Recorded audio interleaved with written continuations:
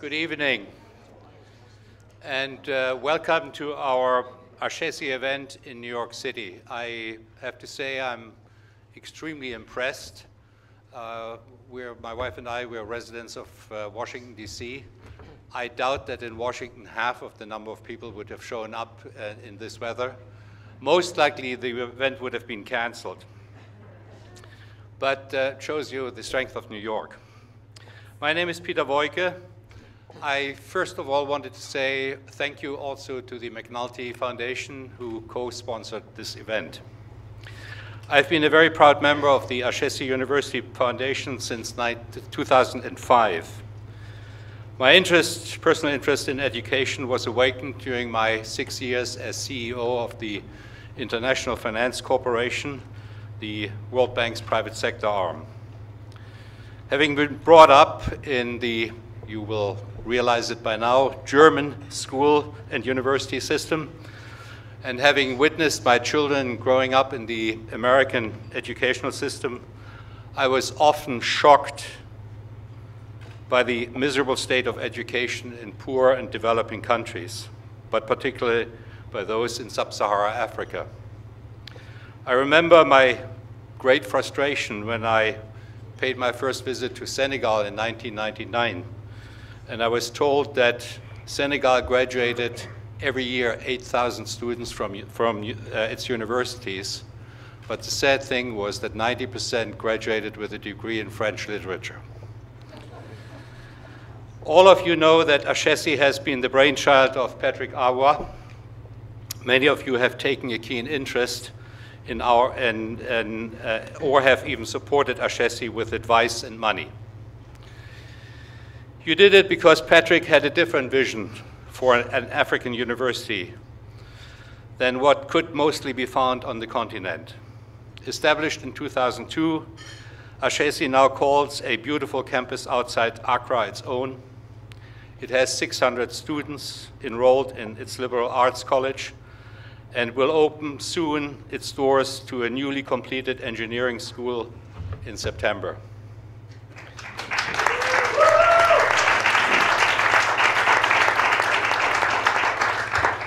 600 graduates who have received a degree in business administration, computer science, or management information systems have already made a significant impact in Ghana or from whatever country they came and studied at Ashesi. We are lucky to have some of these graduates with us here tonight. Thus, there is much to be proud of, but we wanted to do more than just being proud and celebrate tonight. We wanted to ask ourselves whether higher education, or as some people call it, tertiary education, can have a real impact on development, whether it can be a true catalyst for change in countries. This question needs to be asked, as higher education for long played only a minor role in the importance of development institutions. So we put together a panel tonight. The sad thing is that two of the panel members could not come. Hilary Pennington, who is the Vice President of Higher Education and Africa. She ran the educational program of the Gates Foundation in the United States for quite a number of years. She shifted over to the Ford Foundation a year ago, and I personally was particularly interested in what she would have to say. Hilary had an accident, hurt her arm, and had to go to the hospital. We had originally also planned to have Claudia Costin here. Claudia is the head of education at the World Bank. She has an interesting background because she was Secretary of Education in the state of Rio de Janeiro. And Brazil has made great strides with its universities, but she had to stay in Washington, and instead we had a replacement from the World Bank, Peter Materu, who is an expert on African education. He was the dean of the engineering school in Dar es Salaam, but unfortunately, due to the weather in Washington, he could not make it. I actually wrote him an email and said, "We're sitting on the train. Why aren't you sitting on the train?" But anyway, but we're very happy to have Allan Goodman here, who's president and CEO of the Institute of International Education in New York. The International Institute of Education is the leading non-for-profit organization in the field of international academic exchange and rescue of academic persons, and it also administers the Fulbright program. And of course, Patrick doesn't need any introduction. Let's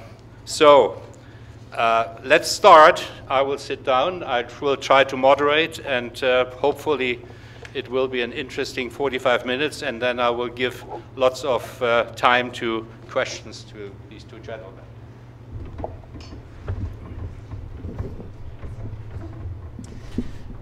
My first question is, Allan, what made you spend your life on education? And my first observation is there's something wrong with the slideshow. I'm sorry, my first observation is there's something wrong with the slideshow. I missed the pictures of snowfall on the Ashesi campus. I never thought I would be involved in international education. I never thought I would be a professor, and I never thought I would go to school beyond high school. And it really was teachers and scholarships and educational opportunities that made it possible for me. And I had a series of great mentors that believed America's future was connected with the world, that Americans ought to know more about the world and be engaged in the world, and that changed the course of my own personal journey to become someone interested in international relations. Patrick, what made you leave a fabulous career at a fabulous company, making tons of money, and going into education? Well, I became a parent, and the birth of my first child was the first thing that caused me to think about the next generation of Africans. And you know, after months of thinking about this, I decided that I should go back and help with development in some way. I thought I was going to go and work in software development in Ghana.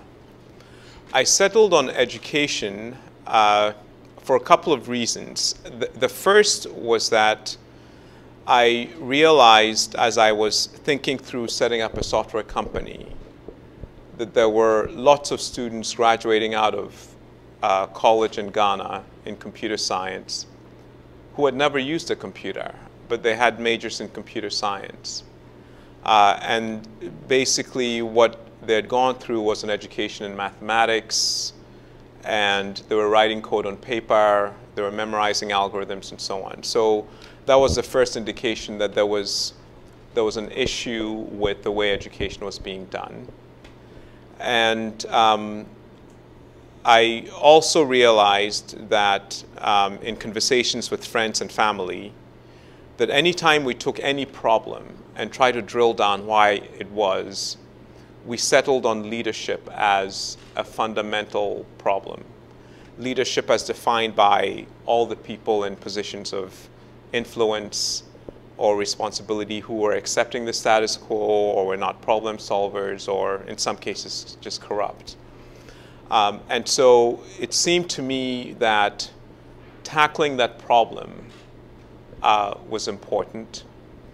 And the leaders, the people who are heading the civil service or running companies and so on, are people who've been to college. And so it seemed if we could change the educational system to move from rote learning, from just sort of this idea that knowledge is something you pour into people's minds, to a model that is about knowledge, that is about skills, that is about character.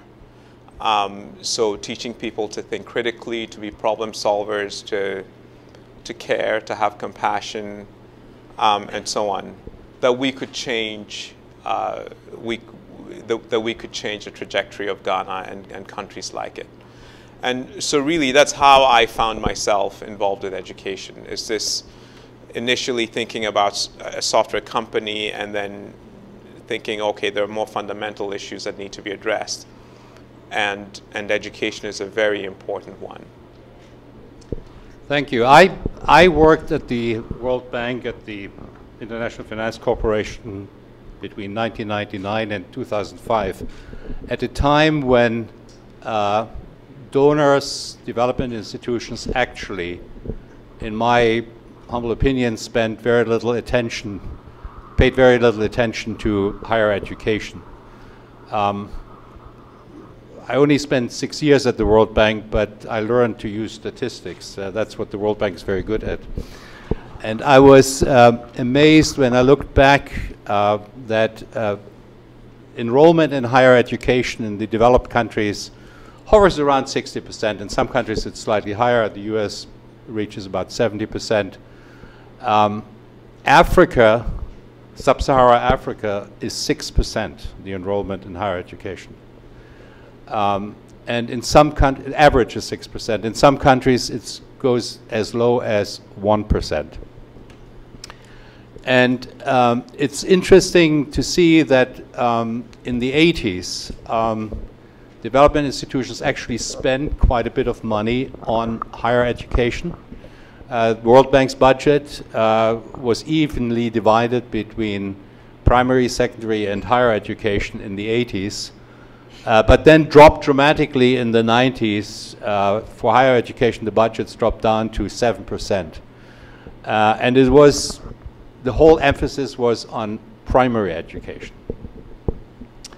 But it's fascinating that still there's been quite a number of, quite a bit of progress has been made. Again, I don't want to bombard you all evening long with statistics here, but in 1970, sub-Saharan Africa had 200,000 students enrolled in higher education. Now it's 10 million. Public universities went from 100 to 500 in numbers during that period. But even more staggering is the number of private institutions, which changed from roughly 30 in 1970 to well over 1,000 today. So, progress, Patrick? Yes, some progress, not enough. So you're right about the dramatic increases in enrollment. You're right about the dramatic increases in the numbers of private universities. In the 70s in Ghana, it was illegal to have a private university.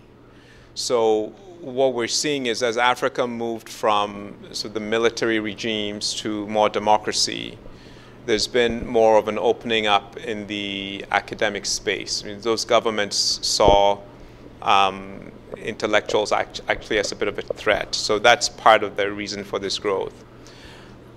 Now, the reason I say not enough is that one of the key drivers of the rapid enrollments is just adding more students, but it is not corresponded with more infrastructure or more faculty, so that student-faculty ratios have really ballooned. There are some public universities in Ghana that have classes that are 1,500 students in a class with one professor. No teaching assistant, and so yes, the numbers of enrollment, kids in school is increased, but the quality of what they're getting has not kept pace, and there needs to be a real focus on the quality of the education. The second thing that I would say has not happened enough is this focus on skills and character. The way I see it, societies do not advance or do not develop until they have leadership in a core group that are really determined and that really set their minds and work very diligently towards it. And so, and those leaders don't emerge by accident. I mean, there has to be an actual effort, intentional effort to educate people with a certain mindset for development. And that is something that I think is still lacking a bit, that we could be doing a lot better. Allan? So when I first met Patrick, it was at an international conference, and I was really interested in him because he was at Microsoft. And I was really thrilled to learn that he was leaving Microsoft to create the university that we're here in part to celebrate tonight, because it's needed not only in Africa, but I wish this were a global movement. So the fact that one exists, one is surviving, one is inundated with applicants who want the ethical and character education as well as computer science is a sign of progress to me. The other observation I'd make, Peter, is we all came out of Africa. And it's about time to give back and to go back. And diaspora programs that get people who maybe were born in Africa and had a successful career in America and now are willing to go back, wanting to go back and teach, some for long term, as you gain faculty, some for short term, may be the way to get into the classroom the kind of critical thinking and the kind of quality that Patrick is concerned about on a much larger scale. Diaspora programs have worked in many other parts of the world. We're privileged to work on one with the Carnegie Corporation of New York to get American faculty of African descent who want to return to Africa. And I believe that will make a difference. And the more that happens, that will, to me, be another big indicator of progress. What is the hindrance right now that not more is happening in that respect?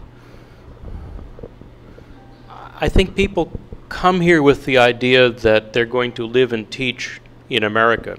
And what we have to do is change the mindset to say, really, if you're a professor, you have a special obligation, especially if you came from someplace else, to think of a time in your life when you're going to go back, when you're going to give back.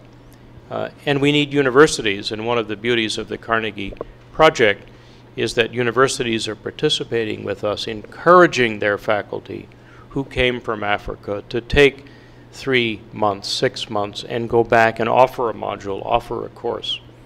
But I think that is among America's greatest gift to the world, if we can take our very diverse and intercultural, multicultural population and say it's not only about what we do here at home, it's what we do from where our parents' home once was.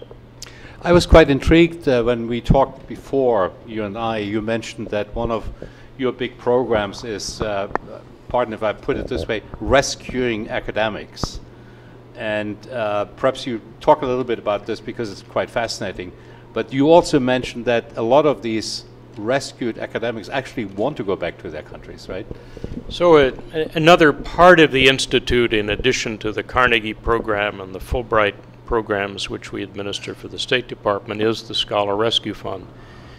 And unfortunately, we've been rescuing professors since 1919. Then it was the Bolshevik Revolution, then the Spanish Civil War, then the Nazis, apartheid in South Africa, the Soviets, and today it's Syria, Iran, and Iraq. From Africa, since about 2002, we've had nearly 600 applications for help. We've been able to rescue about 100. Funding is limited. In some cases, we've rescued 20% of a country's faculty because a discipline has been outlawed. Or in parts of Nigeria, we are rescuing faculty who teach chemistry and pharmacy, not because they teach chemistry and pharmacy, but because they're Christian. And the Boko Haram believes that no Christians should be in the country they consider theirs.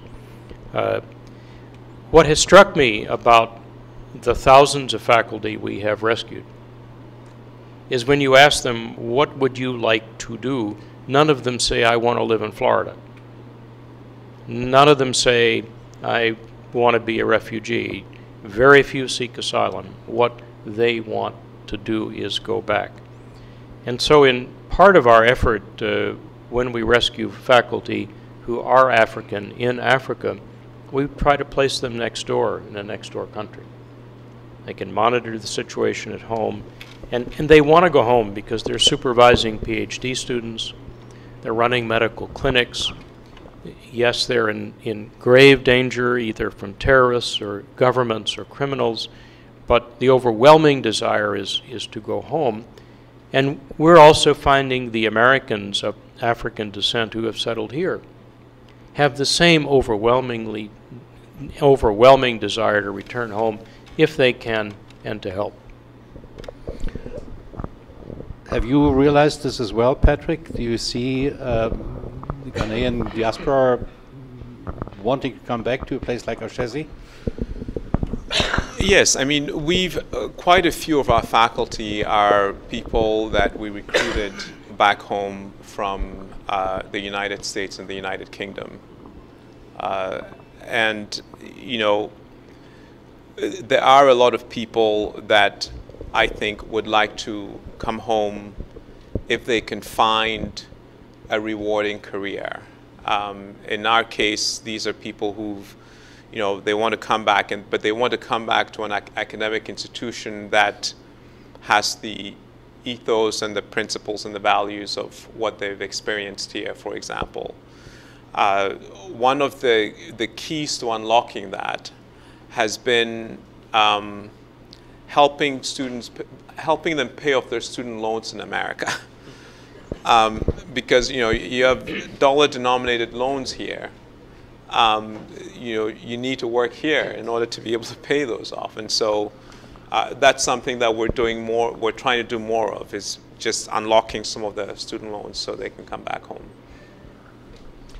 I want to go back to the point I made earlier, that development institutions didn't pay enough attention in the 90s to the importance of higher education. Apparently, that changed. New reports came out which basically said that countries desperately need scientists, they need mathematicians, they need engineers.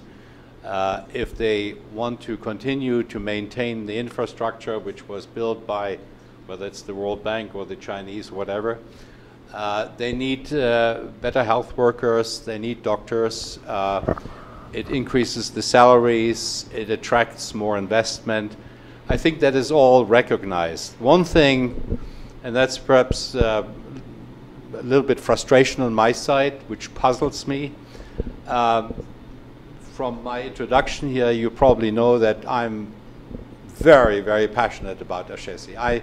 I'm extremely impressed what Patrick, his staff, have achieved. When you meet the students, they are just amazing.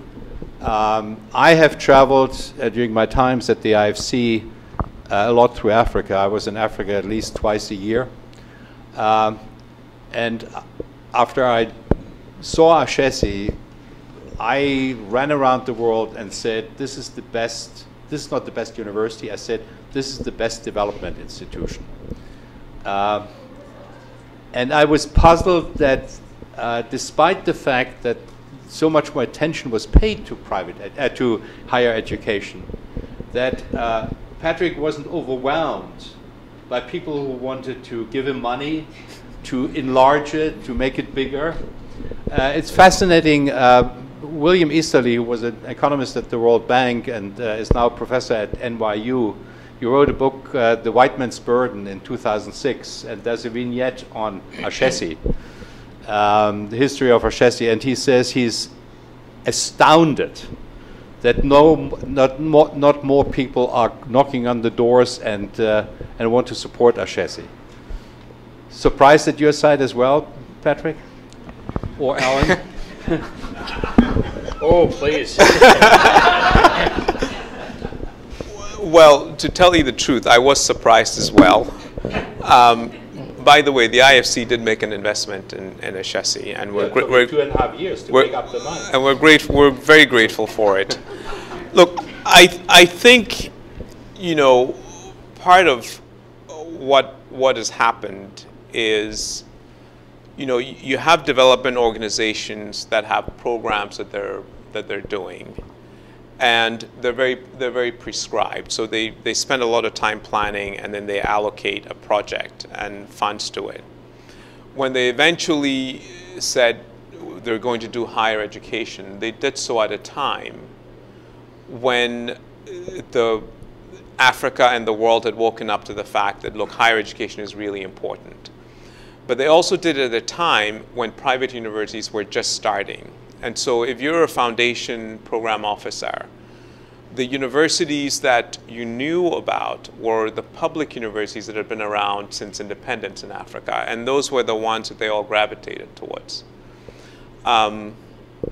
Private universities were a new phenomenon. They were small. A lot of them were faith-based. And so for different reasons, foundations say we don't support faith-based organizations, or we don't support very early stage organizations, or we only support public. And this was, so the message that we were all getting. I am an optimist, and for me, I think that what we need to do is to continue to execute. Organizations like Ashesi build momentum, and eventually, these organizations will be comfortable working with us. And that's the approach that we've taken. It's not something that deters us. It's a very important project. And so if we have to go through some difficulties as we're getting it up, so be it. Allan, any advice from your end? I think Patrick expressed it so well. Be the demonstration model and effect for the whole world. Do what you set out to do. And eventually the development and donor community is going to wake up and say, this is where you can make the best investment, and this is why it's important to invest in higher education. How good Ashesi is as I mentioned several times, is always demonstrated by the students and by the graduates. And I know, Patrick, you always have some good examples of either graduates or students, what they have done or they have achieved. Give us a few of these examples, because that actually demonstrates really the success. I mean, we always are very proud that all graduates get jobs afterwards. Unheard of in Africa, by the way. Ashesi has done it. Impressive, but more impressive are some of the examples which you always quote and tell the world about. Well, when we started, we thought we wouldn't see results for 20 to 30 years. We saw this as a long-term play. We're educating people, and when they get into positions of real influence is when we would really see an impact. I have to say, but there I was more optimistic than you, because when Hannah and I came in 2005 to your place in rented quarters, very poor, and we saw some of the students, we knew they would do great things quickly. I know. And look, by the way, part of the reason was so that I would stay focused for a long time if I needed to. was to say, look, this is a very long-term play. But it has been actually very gratifying to see real significant impact very early. And there are many examples, and they span, the private sector, the social sector, even governance in the country. So 3 years ago, Ghana had what I would call an election with the cleanest voter registry we've ever had, because the registry was a biometric registry. So they deployed technology, so people got their fingerprints and they scanned when they registered, so they couldn't register multiple times, and they scanned when they went to vote, right? The lead engineer on the Ghana side implementing that was an Ashesi grad. And there were other Ashesi grads on that project. Now, that's a very big impact project that's dealing with the governance of a country. 10 million voters, a country of 25 million. And we were incredibly proud of it at Ashesi. And we had to, in 2012, we had to be very quiet about it. We had been told, you can't talk about this because it's a very sensitive thing. And we were glad when it all went off without a hitch and we could talk about it. But there are also examples of, students who started companies that have created software and technology platforms for the banking sector that have really dramatically improved efficiencies for banks that are serving millions of customers. People who've done work that have helped the performance of microcredit institutions that are lending to the poor. And so we see lots of examples like that from people that I would say were demonstrating leadership at a very early age. And when somebody graduates from college and they go into a job, they don't go start as CEO. They start on a team somewhere. And for them, leadership is being a force multiplier in that team. Their presence in that team has somehow made it perform better. And it's gratifying to see that happens, and then these people rise very quickly and are given real responsibility at a very early age. The scariest example was someone who, he's from Sierra Leone, and 2 years out of college. So when he graduated from Ashesi, he worked for a year or two in Ghana at an investment bank, then went home to Sierra Leone and was appointed head of treasury of a bank. Now, 2 years out of college is really early to be doing such a critical position. And it's partly because Sierra Leone had that post-conflict situation and a very real need.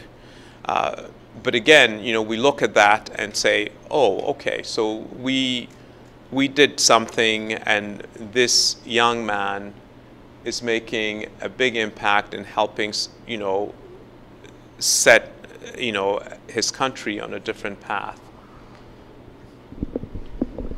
Patrick, ethical leadership is something you emphasized from the very beginning. When are we going to see Ashesi students join the government? I think that the best strategy for getting our students into government is to first have them work in the private sector or the social sector, and then later on in their careers, maybe go get a master's degree in public policy or something like that, then enter the public sector at a higher level than they would coming straight out of college. And so that's our approach. And the reason is, well, let me back up and say this guy who's a friend of mine. We have a saying in Ghana, little drops of water make a mighty ocean. And he said to me, Patrick, little drops of water evaporate. And he's right. I mean, if you have little drops of water, especially in a sort of an arid environment with a heat source nearby, they're going to evaporate. And I think that the public sector is an arid environment. And so we need to get it so that we're sending pools of water into it, not little drops.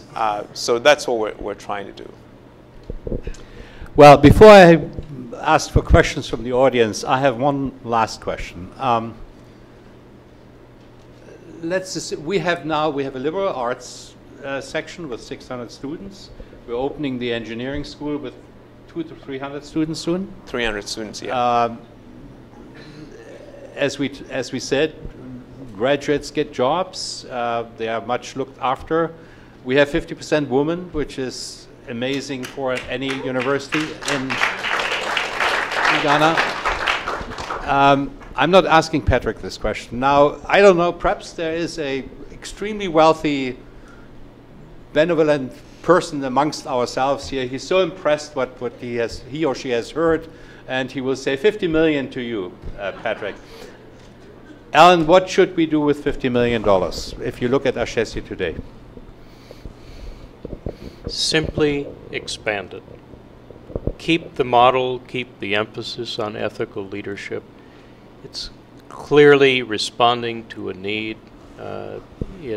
There must be a need for an engineering school, else Patrick wouldn't have founded it as well.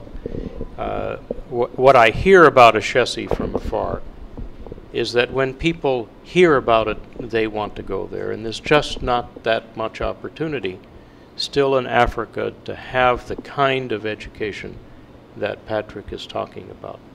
So 50 million actually doesn't go a long way, but it does if you're really focused. You should see the campus. It goes in a very long way in Ghana.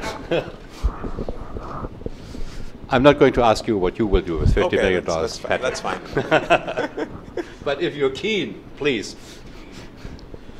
Well, I think I would do what Allan is saying. We would expand. So we actually have a plan for the next 10 years, which actually is a $50 million project, right? And it involves expanding engineering, getting into majors that have more to do with the government policy space, that has to do with providing more scholarships to disadvantaged students and so on. And so that's really where we would focus. And then we also have a focus to really reach out across the continent. And so we're actively recruiting across Africa, and we would, increase that effort. Well, I personally think, going back to where we started, that Ashesi has amazingly well demonstrated the value of higher education. The students are doing wonderful things. I personally believe that real progress, development in countries is only happening when it comes from its own people, and if you empower the people, and that's exactly what Ashesi is doing. But any questions from the audience to these two gentlemen? There's a hand up here. Please. Did we have him? Can you just introduce yourself and say who you are? I'm Barbara Duran, and I had visited Ashesi when I was probably 2 years old, and it's quite impressive, the change. But my question is the success of the model impacting the public universities? Are they changing? Are they realizing they have to change to compete? Because it would seem that you're probably attracting some of the best and the brightest. There is some change. There's one public university that is experimenting with some of their graduate students on an honor system that, Ashesi students started a student-run honor system, and they've been very impressed with it, and so they're doing an experiment on that. It is now required by the National Accreditation Board that that every university should have a core curriculum. This also is a change from 13 years ago when the idea that computer science students would take courses outside of computer science was not very welcome. That now that we see universities that have engineering students and other students taking courses in other subjects. And so there is some realization that this model is working, and there's some movement.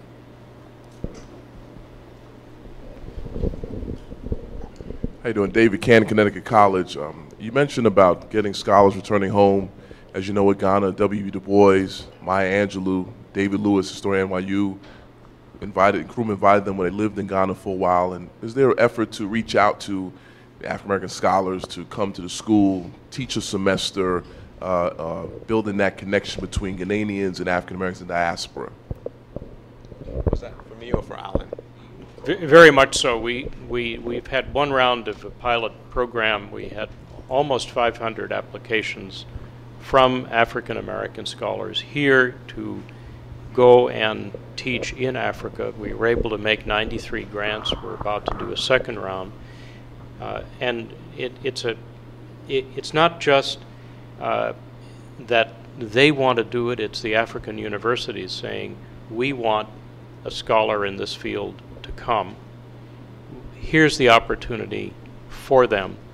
And the response in the diaspora community has been fabulous. So you need both the public, and these are for public institutions. We hope very soon private institutions will be able to be part of this beyond Ashesi.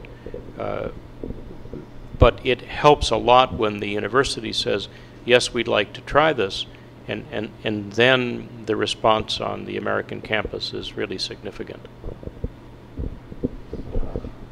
So please look at the website. Any here who would like to return to Africa and give back to Africa, there is an opportunity. Yes, please. Hi, my name is Melvis, and I'm from Tamale, Ghana. My question is in regards to brain drain. Ashesi is a perfect university to help develop and maintain the leaders of tomorrow within Ghana and Africa.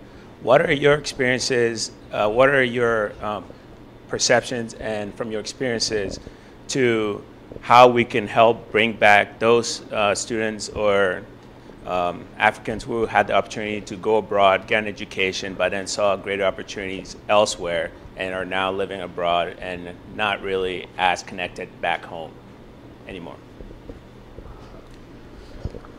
Well, I think it's, again, a demonstration effect. I mean, we're starting an engineering program, and just last week we had our first new hire into engineering. It's a young woman who's completing her PhD in the US. You know, and when we announced that we're building a gender-balanced engineering program, this is something that she's very excited about, and so applied for the position. So our approach is, you know, we announce what we're looking for and hope that people will apply. And as I said, one of the key problems, especially for people recently finishing the PhDs or their education in the US, is this question of student loans. And so trying to build up the funding so that we can defray some of that or all of it so that they can return. And then the third thing is just word of mouth. I think that the more people hear about Ashesi, and not just Ashesi, but other universities, and come back, the better it is for all of us. I think you need institutions which are attractive enough for to reverse the brain drain. And this is something which I always struggled with during my 6 years at the World Bank. There is a reluctance on the donor side to invest in or finance institutions which have sort of an image of elite institutions. But in order to build the kind of capacity in the country, you need an Ashesi. I always tell the story, we did finance a very great, wonderful hospital in Mexico, the IFC did. And I met with the doctors there and I said, what is so attractive to you about this hospital? And I thought they would say, well, the equipment, everything is wonderful, look around here, Mr. Boyke. One of the young doctors said, the attraction is that we don't have to move to Houston anymore and practice there. Yes, please. Yes, I have a question for Patrick. Patrick, behind you is a stained glass window that says, founded by Benjamin Franklin. A lot of people don't realize that the University of Pennsylvania was founded by Benjamin Franklin, in part because it isn't called Franklin University, a name that he himself resisted because he wanted the school to outlive his own name and his own memory. So in that context, I'm wondering what can or are or should you be doing to ensure that 200 years from now, when you and all of us in this room are gone, Ashesi will live on in a manner that continues your vision but without your personal stamp or vision on it? So that's a very big question.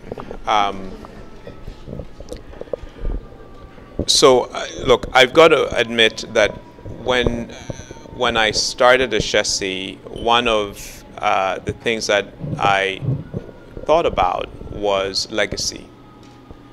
That, you know, this is going to be my life's work. This is going to be legacy, and perhaps this is the way that I'd want to be remembered. Okay, I don't really think that way anymore. I don't really care whether I'm remembered or not. It's more important that the vision of Ashesi endures, and it is more important that that people don't feel that it was my vision, that it's a shared vision of all the people who made it happen.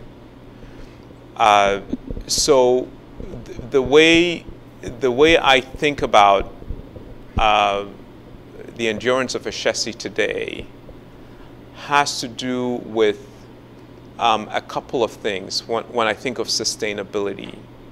One is a financial sustainability, which I think is extremely important for any institution. And the second is sustainability of the culture of the institution and the mission and the ethos of the institution.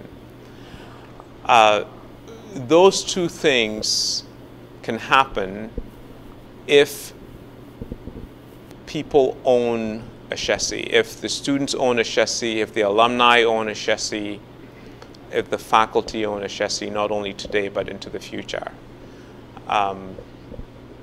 So that's how I think about sustainability. And then more recently, I've started to think about sustainability in terms of resilience, right? So and resilience requires a number of things, right? If you think about ecological systems as an example, that there has to be diversity, there has to be buffers of resources, there has to be modularity, there has to be continuous feedback, and also active and reactive adaptation and innovation. And so if we can build those things into Ashesi, then that will also help ensure that, you know, 200 years from now, that this institution will be an enduring one and a meaningful one in the world.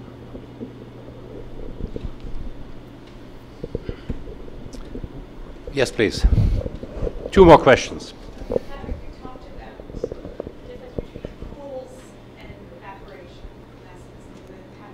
One to the other. And for Africa to have half as many as the global average of higher education enrolled students, it will need just under 6 million additional graduates in today's population terms.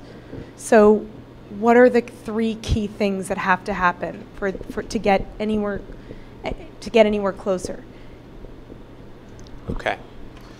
All right. So the question was little drops that evaporate versus pools. Get to the pools. And we need 6 million more higher ed seats. To be half of the global average. To be half of the global average. Which is 27%. So to be Right. closer to where China is, or where Brazil's going, or where India's going, to be half of that, it's 6 million additional seats.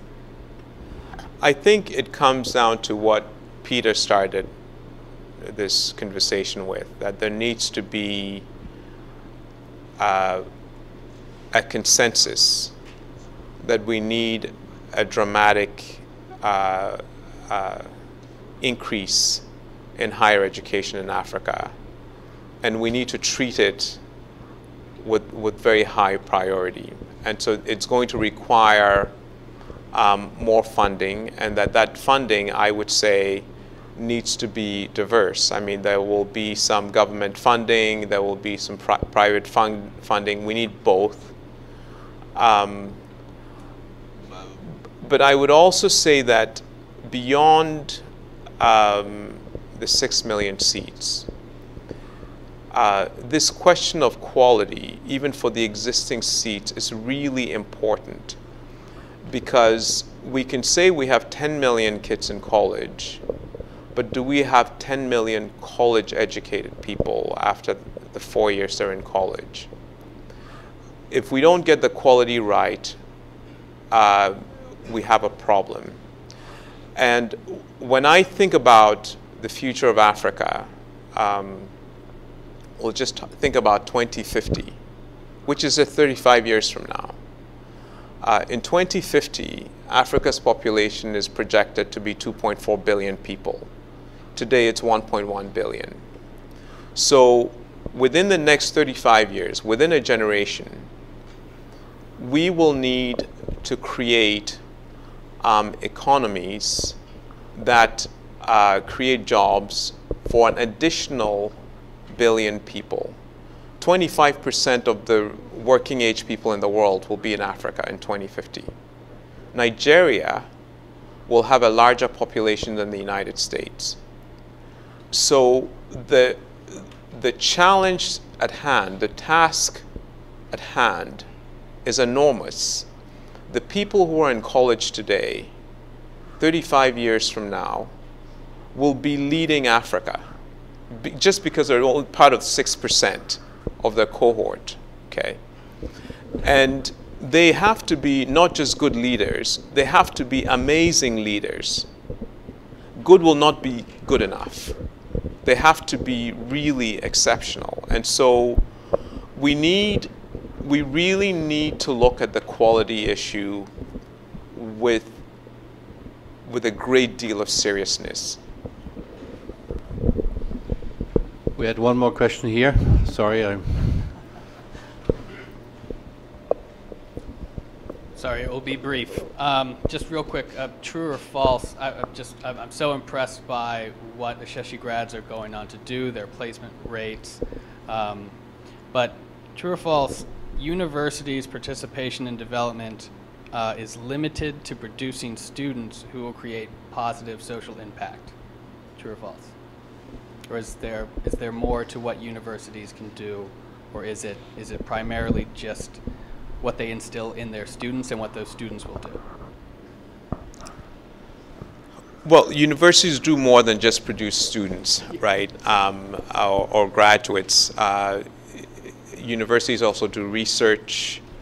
They produce new knowledge.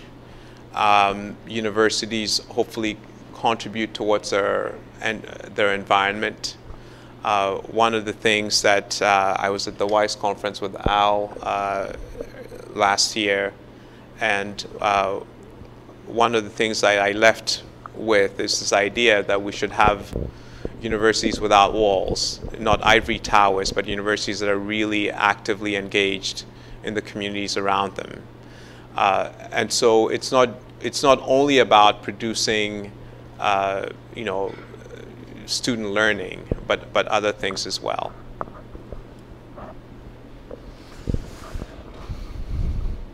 one last question. Give it back. Well, thank you. Patrick, thanks for your presentation. My question is, if you look at Africa right now, the gap of leadership is extremely wide. The challenges faced in Ghana are not dissimilar to other African nations. And that means that for us to move in a pace in Africa that is sustainable and can ensure some sense of proper engagement with the current issues on leadership, there will be a great need for collaboration. And I would love to hear more from you about what is the Ashesi's case for collaboration. I mean, you see initiatives like African Leadership Academy in South Africa coming with a very strong model around leadership. And I think that this is the biggest gap that Africa is facing now So what do you present in the challenges that we face right now and the younger generation that you're empowering right now in Ashesi as a case for collaboration? If it doesn't exist, how can people here and supporters of Ashesi engage in a model for collaboration to make this either a scalable or replicable model in the African continent? Okay, so I think your question was about collaboration and what Ashesi is doing about that. Was that the question? Yeah. Okay. So there are a number of different things that we're doing.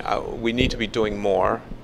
We are actively seeking and building collaborative partnerships with universities and colleges in the United States. And these span everything from curriculum development to student exchanges to faculty exchanges.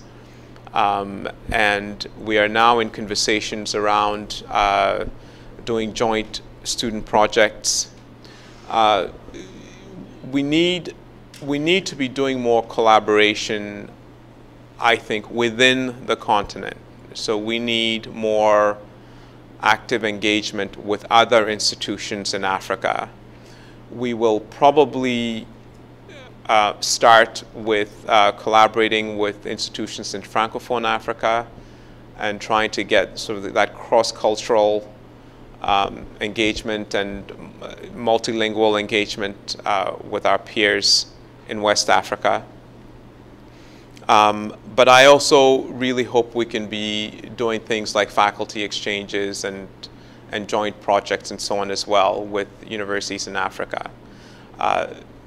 In Africa, our current collaborations, if you want to call them that, are, we are working with NGOs that work with disadvantaged kids so that we can, through them, identify prospective students for Ashesi that are deserving of scholarships. And those collaborations are going very well. We're able to reach students that we wouldn't have been able to get to ourselves. And we're changing people's lives through these collaborations. But we need to be doing more. Well, thank you very much. I wanted to thank Allan and Patrick. Sorry we had only 2 panelists, but I think they did a fantastic job. And so thank you. And I wanted to give you the chance to talk to each other a little bit. I have to tell you, after 29 years in Wall Street and 6 years at the World Bank, this is one of the best, most exciting and fun things I've ever done. And since you're all in the same boat with me here, you all must be very interesting, exciting people. So have a lovely evening.